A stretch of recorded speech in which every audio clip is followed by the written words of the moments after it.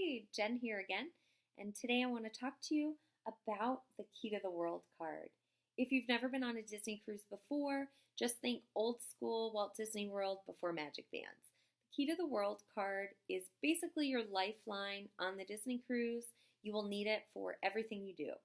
So when you get to the port and check in, everyone in your party is given a Key to the World card, including children.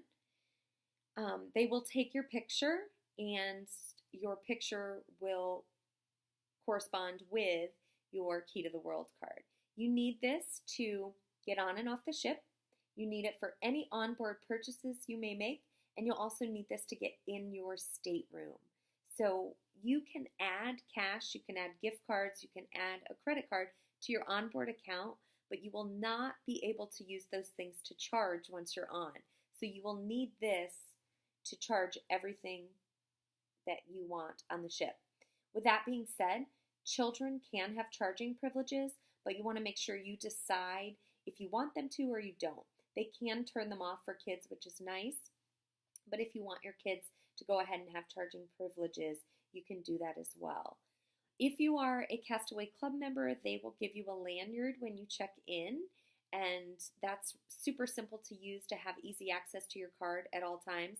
If you're not, you can purchase them on board or you can bring them with you. I also used to just carry a little wristlet and put my phone and my Key to the World card in there, and that was easy as well. Most of the cards look exactly the same. The only one that is different is if you're concierge level, your card is going to be gold, so it'll look a little bit different. But what I want to do right now is kind of go over the information on the card. So right here, Disney Cruise Line. Right below that are your sail dates. So you can see I was on the ship December 18th, and we were on the Disney Magic. Then right next to that, the little A just identifies me as an adult, and for kids it'll say minor. And that helps the cast members also to see when you're purchasing things, especially alcoholic beverages if you're an adult. Then right below that is your name, and below that is your Castaway Club level.